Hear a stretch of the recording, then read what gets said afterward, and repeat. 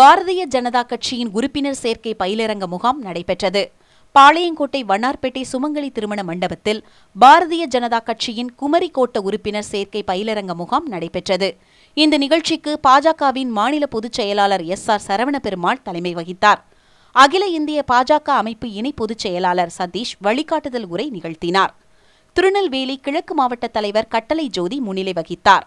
இந்த நிகழ்ச்சியில் மாநில செயலாளர் தர்மராஜ், கன்னியாகுமரி மாவட்ட தலைவர் தருமபுரம் கணேசன், தூத்துக்குடி மாவட்ட தலைவர் கனகராஜ், திருநெல்வேலி மேற்கு மாவட்ட தலைவர் குமரேச சீனிவாசன், கோட்ட பொறுப்பாளர் ராஜகண்ணன், கோட்ட அமைப்புச் செயலாளர் கிருஷ்ணன், கோட்ட அமைப்பு இணைச் செயலாளர் ராஜா, கோட்ட துணை பொறுப்பாளர்கள் வேல்பாண்டி, SV அன்புராஜ் ஆகியோர் கலந்து கொண்டு உரையாற்றினர்.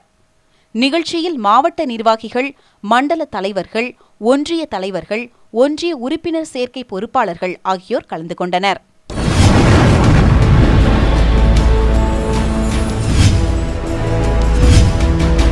நீங்கள் பார்த்துக் கொண்டிருப்பது உங்கள் கதிர் TV.